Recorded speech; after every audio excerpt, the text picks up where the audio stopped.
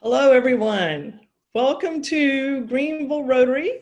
We are thrilled to have you with us today. We always are thrilled to have our Rotarians, but especially happy to have our guest with us. If you are a guest with us today, please go to the chat room and give us your name. And if you want to a little bit about yourself, we're just very happy to have you with us today at our Greenville Rotary Club. So please let us know who you are, and we'd love to welcome you individually. We're going to start off our meeting today with Charlie Patrick, who's going to give us the invocation and pledge. All right, if everybody will please bow their heads. Let's take this time to pause and give thanks for the many blessings that this club and each of us have. Please help us to never take these blessings for granted. Help us to use these blessings to help other people in need and to serve our community at large. We ask you to guide and direct our club, its leaders, and our actions. Grant that each of us may feel our responsibility to Rotary, to our community, to our country, and indeed to all countries and all people. We give a very special thanks today for all the women and men who are serving our community in healthcare and first responders. These men and women sacrifice on a daily basis to help ensure our safety, well-being, and quality of life. We ask for continued prayers for their safety and well-being as they serve us so that they may come home each day to their loved ones. We give thanks for the men and women who prepared the food that we'll have today. Please bless this food, nourishing our bodies and us to your service. Amen. And now we're going to say the Pledge of Allegiance. I pledge allegiance to the flag of the United States of America and to the republic for which it stands, one nation, under God, indivisible, for liberty and justice for all. Thank you, Charlie. We are very excited this year, as you know, that that Rotary opens opportunities, and for our club, we're concentrating on the opportunities of networking, service, and fun. We've got two great networking opportunities coming up. On September the 1st, that's next Tuesday at noon, we're having our lunchtime conversations. This is a small group guided conversation. It's a spinoff of Rotary's Peace and Conflict Resolution for us to learn how to talk about difficult issues together as Rotarians. The topic will be election and times of COVID-19. Then on September the 8th, we're going to have our own Governor McMaster join us. So put that on your calendar. That's October the 8th, Governor McMaster. And he will be joining us, so make sure you put that on your calendar and invite some friends. Service, like I keep saying, that is the heart of Rotary. That is what really motivates me, and that's my favorite part. We've got two upcoming service projects, which you're going to hear more details about later, but I just want to put a plug in for cleaning the park and for Happy Feet. They are, I can tell you from personal experience, they're wonderful opportunities to serve our community and work together as Rotarians. And then, of course, there's fun. Fun is probably one of my favorite parts. We're going to have a virtual social hour. It's a Plain Jane's Place, September the 3rd at 4:30 in the afternoon. So we invite you to come do that, come be a part of that. It's just an opportunity for us to connect, converse, and in these crazy times, just chill out a little bit. So that's the networking, service, and fun that we have got going on in just the next 2 weeks at Rotary. We have a lot of things going on, and they don't happen just by themselves. We have a lot of great people working behind the scenes. We've got a great membership committee that's working on how to engage new members and to engage our current members in these different times. We've got Alexander Planning Committee, who has got a whole host of things they're working with the Alexander leadership to get done this year. We have Read to Me, Veteran Mentors, Literacy Mentors, Service Above Self Committee. Our international projects continue to be worked on. Service projects, one every month. Our Camp the Falls committee is back at it again, and they're planning a great event in the spring. Our publicity committee are the people that take everything that we're going on and put it out there for our community so they know what Rotary's doing, that we're people of action, and we will continue to be so even in these times. And a special shout out to the great pre-Rotary program. The photos are from Amy Randall, and then our own Michelle goes through and adds a little music to get us all ready for this great meeting. I do have a big announcement. On October the 27th, we will return to in-person meetings. And it is so apropos that that is our teacher appreciation meeting. If ever our teachers have been heroes, it is now. As they, every year we get to hear the passion of these teachers and the finalists, and now more than ever, they have been risen to the occasion we can't even dream of. So we will be honoring our teachers for Teacher of the Year when we meet again on October the 27th. As we get closer to the date, we're going to make sure you know all the safety protocols that we have put in place. The Weston has been extremely supportive and flexible, and of course they have requirements of their own, and we are all going to be working together to make sure that you are safe. In the event that you are not able to join us, don't despair. We have a committee who has already set up how to make sure these meetings are hybrid meetings. Also, to let you know why that date is, if the numbers continue to go down, and also the meeting with the governor, and the second meeting in September is the president of the Federal Bank in Richmond. Both of those had already been planned as Zoom meetings, and then we're planning a small group type of social, which was our fall social, the first meeting in October. So that means the next available meeting is that one on the 27th. We're looking forward to honoring our teachers, and put that on your calendar. I just wanted to let you know that we have a whole lot going on in Rotary. If you are looking for something to be a part of, please let me know, because some people have extra time now, so we can put you to work. But thanks again to all our volunteers. Just want to let you know that we have a lot going on in Rotary, so we hope you'll join us for one or all of those events. And just thanks for our volunteers and the good work that they do to make all this happen. We're starting a new thing at our meetings, and so we have Ryan Gilchrist with the Boston Courier, and he's going to share a little bit with you. This is called our 5-minute segment, and it's new and a little bit more of a community outreach for our club. Ryan, we're glad to have you with us. Thank you so much. Happy to be here. I do recognize a few faces that are on the screen, and certainly I've heard from a handful of you, but my name is Ryan Gilchrist. I'm the managing editor of Post and Courier Greenville, which is located right here in downtown Greenville now. Of course, I know most of you are familiar with the Post and Courier based down in Charleston, and I'm proud to be able to lead a group that's actually based here in Greenville. It's myself and 4 reporters at the moment, and we are in 1 North Main, right downtown. The purpose here, and I'm sure a lot of you will have questions, and I'm always inspired when I speak to Rotary groups. Newspaper readers always super informed, and it's a pleasure to be able to speak. We've come up here because the Post and Courier has for some time now, as a South Carolina-based and family-owned company, felt like taking the lead on both local and state news made good sense, and you really can't have a statewide approach without having staff based here in Greenville. So excited to be here doing that and growing that group. What are we doing right now? Essentially what we're looking to do is do deep quality contextual journalism, make sure we're covering the community, that we have deep connections, that we build deep connections, and that we're doing the type of journalism that people can apply to their lives, and that affects them, and that they're able to come away with feeling like they understand the issue better. So community is going to be a big part of our focus here, as well as connecting with other Post and Courier journalists around the state to make sure the upstate and Greenville voice is represented in that.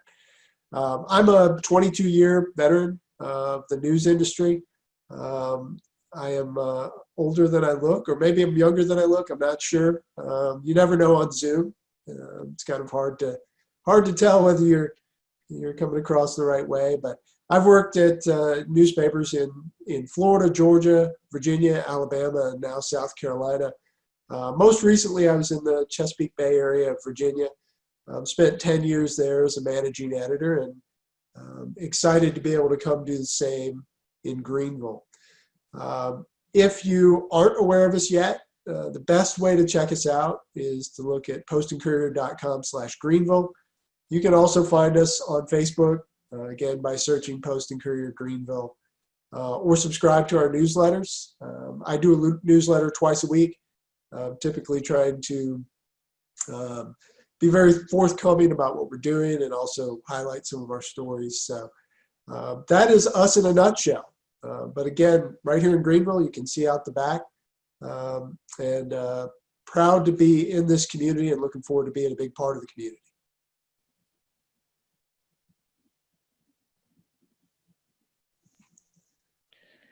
Thank you, Ryan.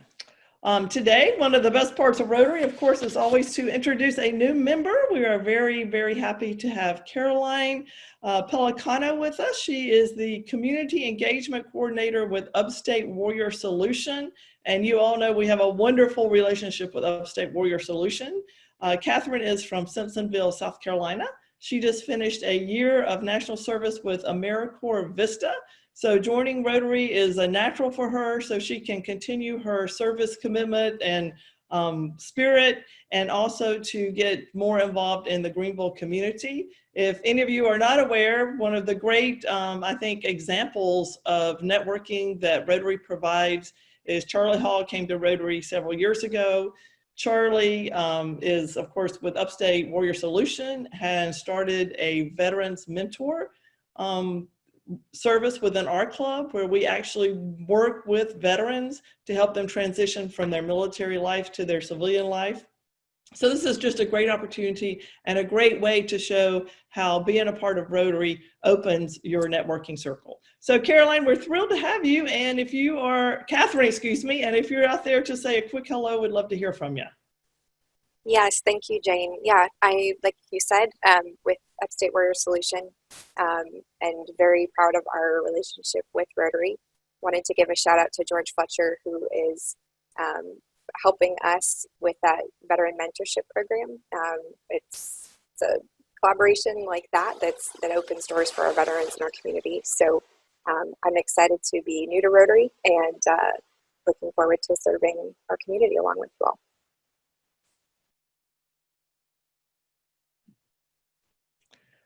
Thank you. Let's see, Mr. Snively. Hello. I've got an update on Happy Feet at Alexander. I believe that's the narrowed focus of my quick chat. And Michelle told me it needed to be more than 12 seconds. Christine Braswell-Amin is the chairman of Happy Feet. And she reported good news this morning. She spoke to the shoe store, and Shannon, the manager, has agreed to the 19th of September, which is Saturday. And we're going to do 8 to 10 a.m. And Shannon has also agreed, if we have more people than expected, she's agreed to open up earlier than 8 to accommodate bigger numbers.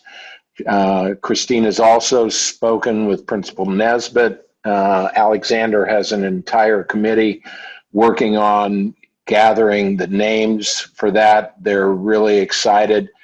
My guess is that they may have a larger group this year than possibly what we had last year.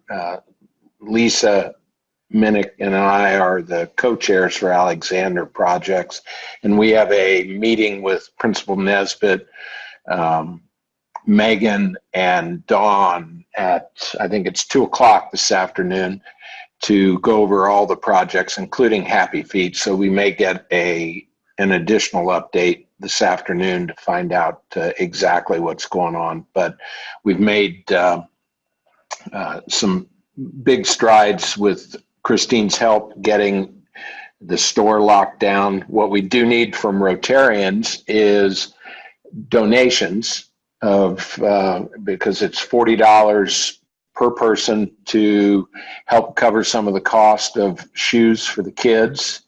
And I believe Michelle has you can go out on the website and click and donate to cover the cost for the children's shoes. And it makes it very easy for you to go do that, even though we're not meeting in person like we would like. But get your checkbook and your credit card out and donate. Any questions, Jane? I don't have any. Once again, I'd like to say that we are working on a way to make sure that we can do this from social distancing, which Yes. that the Rotary members are just standing back, social distancing, and cheering on these kids after they go in with their parents and pick out their issues this year. But as you have seen throughout Rotary, we are figuring a way to get it done. And there is nothing greater, I love seeing these young kids get their own brand new pair of shoes, and they're just elated. So it's a wonderful thing we're doing for the Rotary. And thank you, Mike and Lisa and everybody who's working on Alexander. And Shannon, the store manager, is on board with the social distancing also, according to Christine. So it'll be safe and fun. Great. Thank you, Mike. Mm-hmm. Hello there, fellow gardeners, fellow weed haters, fellow bamboo cutters.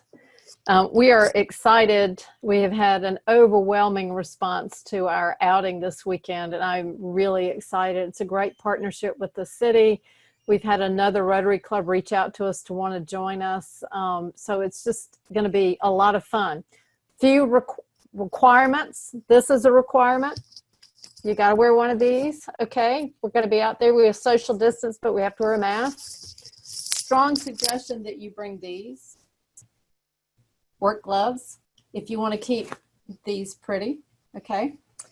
Other thing is you want to bring a bottle of water, because if it's hot, you're going to get thirsty. And the last thing is some muscle. So I hope that you will join us. You could sign up online, but all those slots have been filled. So if you didn't sign up online, don't say, oh my gosh, I can't go because I can't sign up online. Wrong. You can just show up and we will put you to work. So anytime between 7:30 and 11:30, we will put you to work. The only chance that this could be canceled is if severe thunderstorms are forecast for Saturday. And if that's the case, it will be on the city website. And I will post in just a minute over in the chat group the link for the city website. But otherwise, the city is so excited to have so many people signed up to come help. And I am looking forward to seeing a lot of you face to face. And Catherine, our new member, thank you for signing up to come join us as well. So we appreciate you jumping right in there and helping us too. See you all on Saturday.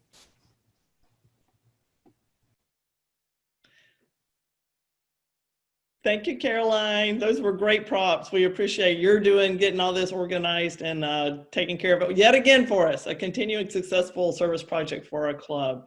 Rob Rowan, are you out there today? Hello, yes. I'm in South Florida, getting my mother-in-law to bring her up to live in the Greenville area, I hope. And so hopefully my connection is good. I have the honor to introduce our speaker.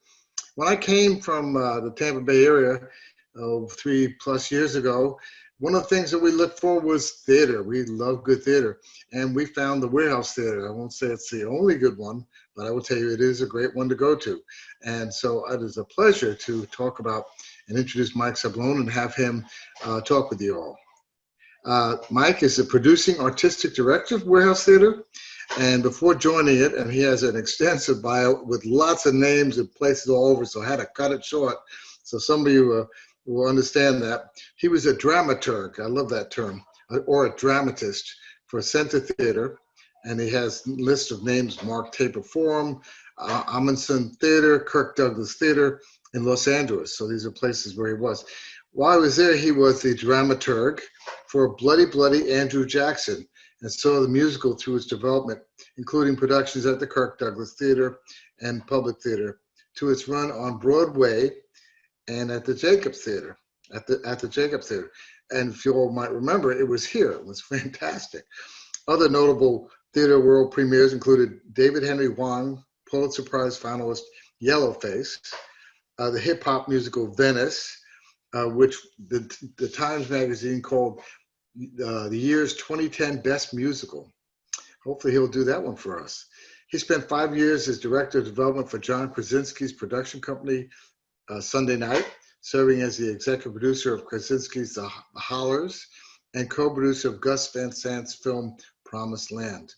I mean, I am really cut this short and left out a lot of names so people in the theater would say, wow, that's great. But all these other names. But for us, I thought, let's keep it short and simple and hear what Mike has to say. So Mike, at this point, I'm going to hand it over to you. And if you have questions for Mike, put them on the chat feature, and I will ask Mike as we get along some of your questions. So Mike, are you here?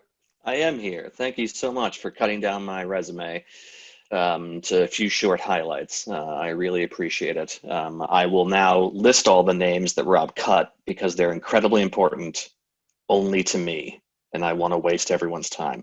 I'm not going to do that. I'm going to share my screen. I have a keynote that I'm going to hopefully share with everyone so everyone can see this. Let's do this. I am the producing artistic director of the Warehouse Theater, the only theater in town worth going to. That's not true. Greenville has an amazing and vibrant theater community, but I am going to specifically talk about the Warehouse and what we do. Originally, I was supposed to come and talk to you about our 2020-2021 season, which due to COVID has been postponed. So I'm going to give you a little bit of background about the Warehouse and then go into how we've responded to the shutdown and post-shutdown. I'm going to begin with a picture of the Warehouse that was in the New York Times. I got here 3 years ago from Los Angeles, and I'm incredibly proud of the fact that the Warehouse has been featured in the New York Times not once but twice. This was used in an article to talk about the primary, and I was thrilled to see that they used our marquee and gave us some free advertising for Hedwig and the Angry Inch. As you can see, the show ended. The show was closed before it was allowed to end because of the pandemic. We are a professional regional theater, which means we do a mixture of plays. We reimagine classics, like here's a production of we did of The Crucible in the fall. We've also done The Glass Menagerie, starring Mimi Weish and Thomas Azar, and a Clemson graduate on the left. We also do musicals. Usually more of the off the beaten path musicals, like Hedwig and the Angry Inch, a show that, like I said, got closed due to COVID. Here is, yes, our production of Bloody Bloody Andrew Jackson, a show that I had the distinct pleasure of developing all through its development through Broadway, and then brought the assistant director from Broadway to come direct the show for us here in Greenville. So this is a picture of Spring Awakening on Broadway, which I did not produce or have anything to do with, but I wanted to contrast this picture with our production of Spring Awakening that happened on Augusta. What we do when we produce a musical is we don't just redo what was done on Broadway. We reimagine the show from the ground up, including new sets, new costumes, new everything, keeping the script exactly the same. So even if you saw something on Broadway or saw something at the Peace Center, our production is going to be radically different from the one you would normally see in those much more expensive but worthwhile venues. Here's another production of a picture from Hedwig, which also highlights the fact that when we do musicals, we always have a live band. The last two shows that we've done, Bloody Bloody and Hedwig, the band was a big focus of the production, which was super helpful for us to not hide them. We want you to know that there are live musicians that we're paying and performing on stage. We also do new plays. This is a play called The Cake. This was the first time we were mentioned in the New York Times, actually. We were the third production of The Cake. The writer, Becca Brunstetter, who used to write for This Is Us, is a good friend of mine from Los Angeles, and I wanted us one of the first shows I wanted to do when I was hired was this show, which I'm really proud that we were one of the first theaters to produce before it was produced in New York. Take that, New York. This is The Heath. This is a co-production of a world premiere by Lauren Gunderson, a name you may not know. However, she is, besides Shakespeare, the most produced playwright in America. And she wrote a play about herself and her grandfather. And her grandfather grew up about 35 miles away from the Warehouse Theater. So we co-produced this show, which was set primarily somewhat around Gaffney and up in the upstate, and brought it to our audiences first, right after a world premiere run in Boston. Because again, you're going to do a play set in South Carolina in Boston first. Sure, why not? We also do world premieres. This is a play called Power of Sale that we produced a couple years ago about the rise of white nationalists on college campuses. It's by a writer, Paul Grelong, a TV writer who's also a playwright. I'm incredibly proud that we produced this show, and the hope for the show is that other theaters will produce it. And when they do, in the bottom of that program, it'll say originally produced by the Warehouse Theater in Greenville, South Carolina. So it allows our theater to live on in perpetuity whenever great shows that we start are then produced somewhere else. We also have a vibrant and lovely education program. Here's one of our community forums. We tie our community forums to what our plays we are producing. So we connect the main stage to Main Street is the tagline for it. I cannot remember which one this was. I'm assuming it's something about gentrification because Greenville loves talking about gentrification. So we try and do as many plays about gentrification as we can. This is Mallory Pellegrino, our Director of Education. We also go into classrooms and teach Shakespeare. We activate Shakespeare. The thing about Shakespeare is that it's incredibly boring to read. I can say that because I was an English major. It is incredibly boring to read, but once you see it alive and in front of you, it activates it. It teaches language skills and also gives you an appreciation for how those stories are still relevant today. Speaking of Shakespeare and keeping it relevant today, we also run the Upstate Shakespeare Festival in Falls Park, free every summer, except for this one, for reasons. You know. This is our production of, I believe this is Winter's Tale from last summer. Because again, you want to do a play called The Winter's Tale in summer. It's free every summer. It's an amazing thing, and we truly love presenting those down there when it's safe to do so.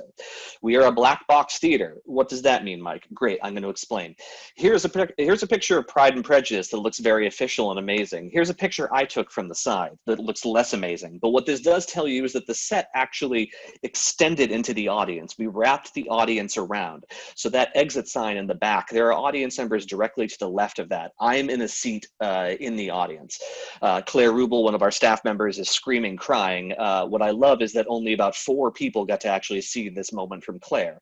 But it allows the audience to, we allow the audience to fit whatever story we're trying to tell. For our production of Bloody Bloody Andrew Jackson, we put audience on both sides and populated the entire center of the stage with audience to make it as immersive as possible. We wanted it to feel like a bar, like you were in a frontier bar, or just a dirty dive bar where a show happened to break out during the middle of it. This is an up above photo of the Crucible that shows us exactly how you're seeing the audience on both sides, tennis court style. So the acting happens in the middle. This is great because it allows you to sort of implicate the audience in the story, and it allows you to see your other audience members and they become part of the jury for the Crucible.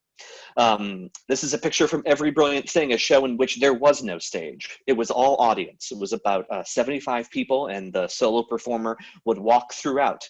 We redo the seating for every show. My hope is that even if you hate the show, at least when you walk in, you will be disoriented for just 1 second and then be like, oh, this is interesting. I didn't know they could do it this way. So you had at least one good impression. I think you're going to have a lot more than one, but the baseline I want is one great impression. So COVID-19, everyone's favorite thing to talk about. We were 3 weeks into an incredibly successful run of Hedwig and the Angry Inch. It would have been one of the top selling shows that we had ever produced if we had continued with that 4th week. Also, if we did not have to turn people away that decided not to come for very good safety and health reasons.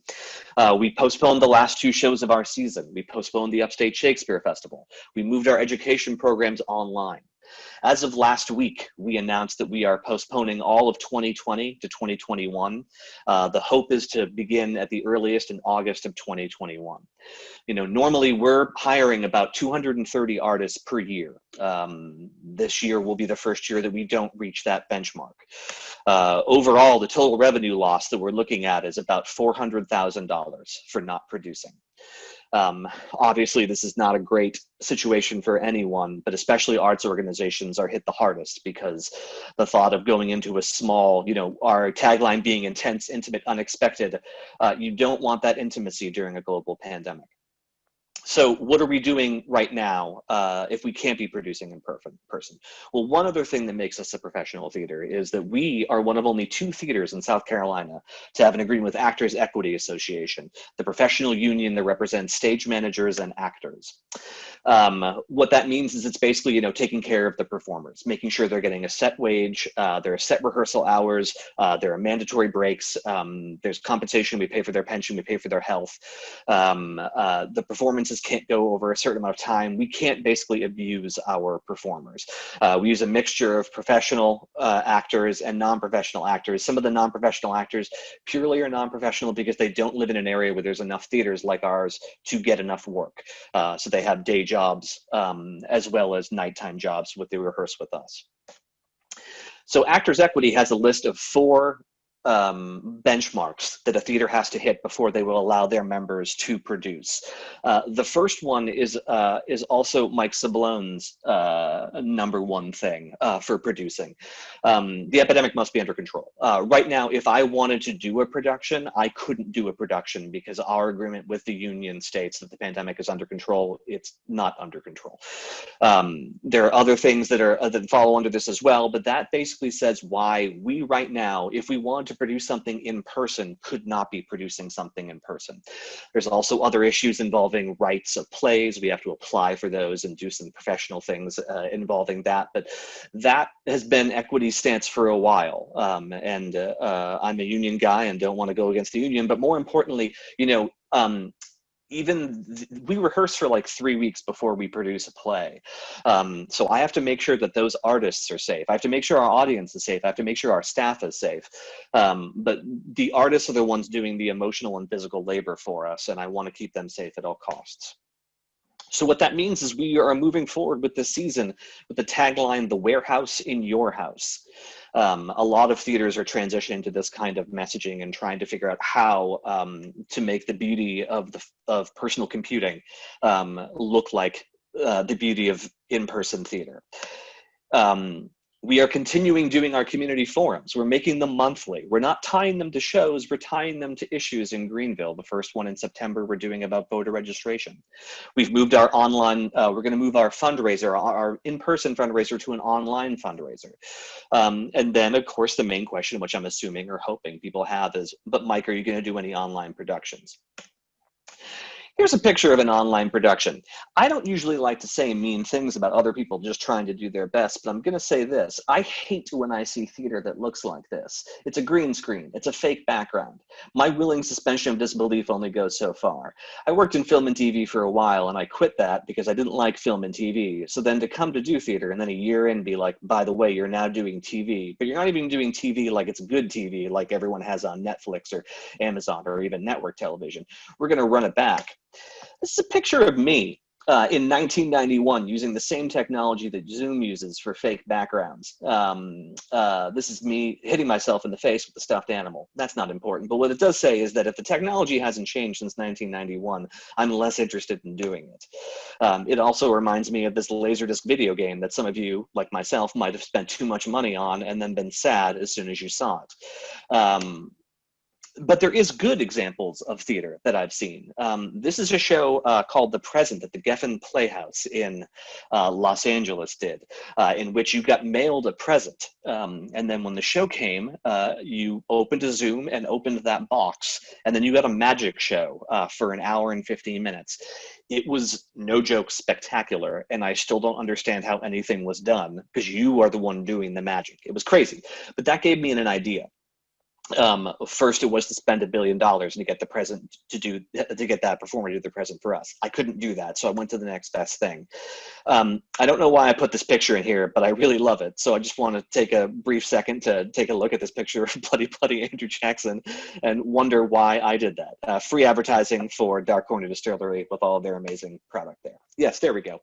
Mr. and Mischief, they are a theater company, or they are artists living in Los Angeles that do unique theatrical experiences. They're not necessarily plays, they're not necessarily escape rooms, they're just new things.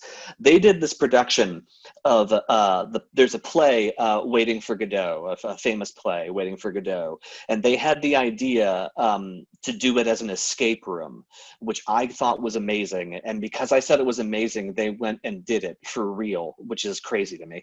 But it was incredibly well respected, and it sold out multiple runs in Los Angeles. They did it in Denver. They're doing it in San Diego at some point. They just think outside the box in interactive theatrical performance puzzle ways. So we had a conversation with them, and one of the first things they discussed was an idea they had called objectivity. And the idea was to do a play that's not a play, to pretend to do a TED Talk, where you buy a ticket and you come to a TED Talk, and the TED Talk is about minimalism. Think of like the Marie Kondo's show on Netflix or her book. So the aim is to, your ticket you also will bring an item that you haven't touched since the shutdown happened. And then during this hour-long presentation, one of the main performer, Mary, not Marie, Mary, will talk you through letting go of that object. It is a play that is set right now. It is a play that is used via Zoom. They were only selling 25 tickets for each performance. So you want to keep it as intimate as possible and make it feel like you're actually there hearing this social media influencer speak. I will tell you a secret. There's another actor in the show, but you won't know that at the beginning, or maybe you will. Hopefully you won't. That actor will somewhat take over and start pushing back. Doesn't really want to go with what Mary is saying. He is also a musical performer, so he will be improvising songs about the items that people have brought with them into the Zoom. I'm being a little bit vague about this, mostly because the show is still being written. We just started rehearsals on it last week. Tickets go on sale next Monday, shameless plug, and it starts on September 30th. Again, 4 nights a week, only 25 tickets, so you got to get them soon. But we're still creating the show from the ground up and figuring out what the appetite is for this kind of performance. We're excited that we have a performer from Greenville, a performer from Chicago, creators from Los Angeles, trying to show that, without having the boundary of having to have these people in our homes or in our space in Greenville, we can have them in our homes no matter where they are. So trying to expand the reach of what's theatrically possible in Greenville is one of the things that we try and do at the warehouse. This is the first thing that we're doing. We're in conversations with a couple of other things. We're also talking to Actors Equity to figure out how we can do shows how we can do plays, real plays, in a mixture, a hybrid potentially of online and in-person engagement. As you can imagine, our expenses are very high, and we also have our expenses are the highest, and we also have the smallest house of all the theaters in Greenville. It's a great business model. Not-for-profit theater is where you go to burn money on fire. I say that with all due respect, and if you would like to donate money to have us not burn it on fire, I would greatly appreciate it, and also it's a tax write-off. But we are looking at ways in which we can still pay everyone as much as we want to pay. But if we're normally barely breaking even with the show that can sit 125 people, trying to do the same show for 25 people becomes just a losing proposition. And I like my job, and I like our theater, and I don't want it to go away. So again, we're trying to be as flexible as possible and figuring out how we can tread water, but then how we can swim even more excitingly in this brave new world, to borrow another Shakespeare phrase, that we're trying to navigate. I will stop sharing this shameless plug of a poster that is not done, and stop sharing my screen so you don't have to look at what else I'm doing, but also say, does anyone have any questions? I just monologue nonstop, and I can keep going, but I'm going to pause for some water. We do got a couple of questions here for you. Starting out with, you talked about the cake, and that happened to be the first show I saw. And would you talk about what the cake was about, the whole concept, and Sure. Also how it was received in the area, and also how you ended the evening with Yes. After the play was over? So Becca is an amazing playwright who grew up in North Carolina. Her father was a state congressman and her brothers were all military. And Becca went to New York and became a playwright, and then moved to Los Angeles to write for television. And she has this push and pull between the two worlds that she's lived in, Manhattan and North Carolina. And so she wrote a play about a lesbian couple that is getting married, and one of the couple, all she wants is her deceased mother's best friend, who's a baker in town, to make her a cake.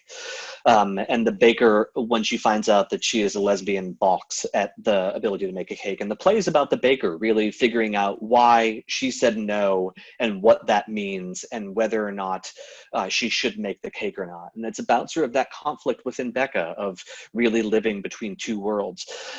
And it is a beautiful play, and it was incredibly well received. I think a lot of people, both men and women afterwards, came up to me in tears saying about how they had not seen their family members so nicely portrayed on stage, and not made to be demonic, or just like was really even-handed about the complex nature of what it's like to be a person living in multiple worlds. And the best thing about Becca's play is at the last stage direction says, like, the end of the play, it would be really great if there was cake for everyone outside in the lobby afterwards. And having known that the first production they had cake that was set outside, because when you hear plays, when you hear people nonstop for 90 minutes talk about cake, all you want is cake. And so when we would open the doors to the lobby, and there would be a ton of sheet cake, and everyone would sit and eat cake and then continue talking about the play. It was a true highlight of like the first 6 months of the job, and me being very excited to watch a bunch of people eating sugary food after seeing a play afterwards. Well, that was great, right? So the next one actually is from Christine Braswell. I mean, kind of as a follow-up. She said the Warehouse is known for doing interesting and sometimes controversial plays. Where does that focus come from, and how do you particularly choose plays or do you choose plays for that reason? I choose plays. I think of us as a professional regional theater. To me, a regional theater is one that is doing plays that are tackling issues that are relevant to that community. I am less interested in just doing whatever New York did last year. I don't need to do that. We don't need to do that. What does a play that is popular in New York have to do necessarily with Greenville, South Carolina? There are things that can, but it's not all the time. So it's not up to me to be like, well, this won a Tony, let's bring it down here. No, I'm not doing that. I'm doing things for our community. And, the very nature of theater is that it is, you are all coming together as one in a community, watching a story unfold in front of you. You're all breathing the same air. This is great during a pandemic. You're all breathing the same air, and you're all, there's studies that show that heartbeats actually sync when you're in performances together. And for me, theater has always been the art form that can show you a different version of what lives can be, and to sort of open up your mind to it. Doesn't have to have any answers, just has to raise questions. And I love that about theater. So for me, it's always like, what questions can we be asking of ourselves as human beings in general, that live on planet Earth, that live in the United States of America, that live in South Carolina, that live in the upstate. So it's not necessarily that I'm going like, what's going to be controversial? It's like I said with gentrification, it's how can I find plays that are about gentrification, because that's what our community wants to talk about, and I want to be leading those conversations. So it truly is that kind of blend where it's our job to produce things that are relevant for us, and then eventually have those plays like Power of Sale go to other theaters, go to New York, and say, hey, this is just as important. I love that The Cake had 7 productions in regional theaters across America before it went to New York. And then New York was like, this is okay. That's because they didn't see our production. If we had moved our production to New York, it would have been amazing. And that's frankly their own Manhattan Theater Club's wrong move. This is very inside baseball. Shout out to anyone from the Warehouse Theater Board that happens to be on this that knows what I'm talking about right now. But yes, so for me, it's more about like, how can we push what's happening in Greenville to other regions? And what are those issues that are relevant to us right now there's something different than some of the other art you can experience in other places in the upstate? Well, we do have a couple of interesting comments. One of them is, I want cake now, and that's from Michelle Sure. Patterson. And that was fun to have the cake afterwards, so I will say that. Kathy McAfee has a couple of comments, so I'm going to put them together. The first one was, Mike, how do you really feel about virtual productions? And then she said, expand the reach of what is theatrically possible, which it sounds like you're really involved in that. So kind of they fit together. So what your take on that? Yeah, I mean, I think it's hard, right? Because it feels kind of mean because no one knows what they're doing right now. Like every arts organization is making the exact right decision and the exact wrong decision because there's literally no right or wrong right now. So it does feel mean. But I have sat through so many productions, Zoom productions of plays that have used those fake backgrounds, and some of them are done by very good friends of mine, and I have to grit my teeth and say like, yay, good for you. It's hard, you know, this is very much me. Some other theaters across the country, sometimes theaters will record for archival purposes, like a static camera in the back of the theater. And then some theaters have released those for their patrons, which has caused somewhat of a legal issue. I have, yes, a legal issue, but again, I have another issue with that, of that the worst thing in the world to me is filmed theater from the back of like one static camera from 85 miles away. It looks like that horrible picture that I showed of everyone, of myself hitting myself with a Shamu figure from SeaWorld. It is not close to replicating what theater is like in person. And so some theaters have just said, we're not doing anything online. And to me, I was like, I don't want to do anything online unless we can figure out something that feels like it can replicate as much as possible what would happen in that warehouse, in the warehouse for a production. So what can we do theatrically that will keep the warehouse, just the spirit of the warehouse in terms of content, in terms of it being like funny, sad, heartbreaking, beautiful at the same time, and just a great story and great entertainment, but also like an experience that you didn't think you would have. I understand greatly Zoom fatigue, having been on Zooms all day, every day, doing one last night, and after this one, doing another one. So trying to limit that Zoom production to an hour and making it entertaining, hopefully will help the next time you do a Zoom to be like, I really wish I was back in that Zoom where it was actually fun and less just staring at a screen for hours and hours on end. Okay, well, we're getting winding down. So there's one quick question, and I have a couple other questions for you. The one is just, what is the largest seating capacity of the warehouse? And I think that's great because hopefully in the future maybe we'll do a group event there. But go ahead with that, and then I'm going to ask you something a little more interesting. You know, I think the capacity is probably something like maybe 275 or something like that, but that means there's no space for performers or stages. So it's flexible every time, but I try and do around 125. I will go to 105 for a show that I feel like the intimacy is more important, of, you know, truly not giving a bad seat, in the house, of really surrounding the performances. But some shows that we know are going to, that can have that breadth, like Spring Awakening was a big wide set. It's a big musical. Bloody Bloody the same way. We ended up doing, I think, 130 seats for Bloody Bloody because half of the sets were on stage. So if it's done uniquely, we can figure out a way of getting more people in, but we try and average about 125. That's like a good number for us to try and break even financially, but also to give everyone a good experience and not have someone be like, I'm so far away, it's as if I'm watching this on Zoom. Okay, so here's the last question. Basically, what is your favorite play, and what is your favorite play that you've been involved in? I wanted to get a sense of both of those. Let's go around and have everyone list who their favorite child is. And then once everyone has done that, I will feel comfortable doing that. It's tricky, you know, it is very similar to that. I don't, my favorite play changes on like a daily basis, or basically of like what play I read that I really loved. I mean, like, here are the ones that I have to read like at some point in the next 2 weeks. So it's, my job is, as a dramaturg, my job was to read plays. So I can tell you about like my favorite plays that, like M. Butterfly, this David Henry Hwang play that I truly loved when I read was in college, like blew me away. That and Angels in America sort of uncracked open theater for me.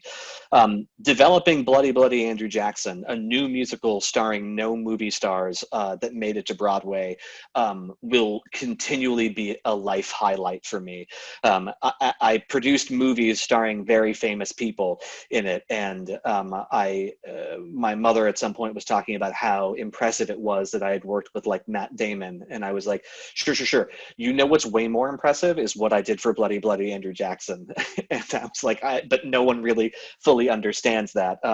That thought of bringing something new, helping bringing something new into the world and then sharing it out is super important to me, in terms of like wanting people to experience art and culture that you've experienced in one particular location and other locations is really fantastic. If you want to list a place that I hate, I'm not going to do that. I won't do that. But yeah, I would say like my favorite play right now is Objectivity, because that's the one that I'm focused on getting up in 3 weeks, but it's not a play, Actors Equity. So don't come after me for that.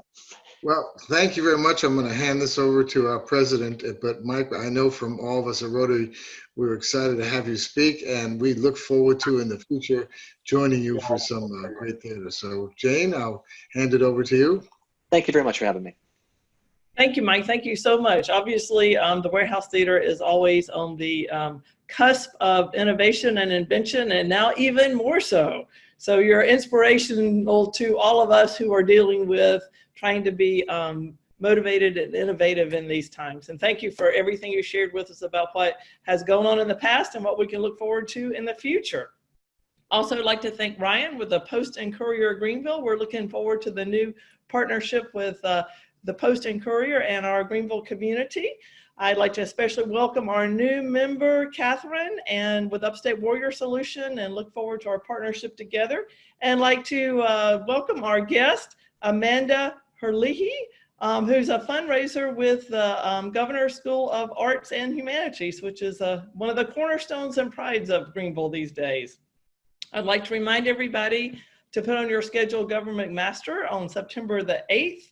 October the 27th is our next in-person. It's a hybrid meeting for Teacher Appreciation Day. And one of the questions that came up, they said you can go to our newly updated website, thanks to a lot of work by Teresa Miller. And there's a contribute button, so it will go to Happy Feet. There are, as in every organization, we have Rotarians who like to do things in very different ways. There are some of you out there who would like to contribute to a specific goal. So if you hit that contribute button now that says contribute to Rotary Charities, it will go to Happy Feet until after Happy Feet. And then any other time, if you just want to go in and contribute to our Rotary Charities, which is our in-house basically foundation, and it supports all the great work we do. So just want to clarify, you can do specific to Happy Feet, which anything contributed between now and Happy Feet will go to Happy Feet, and then otherwise to Rotary Charities in general. We appreciate your support and efforts on that.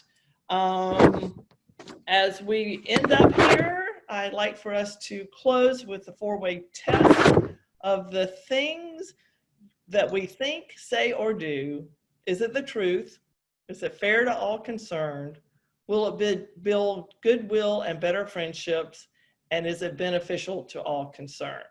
See you Saturday at the park, and this meeting is adjourned. Thank you all.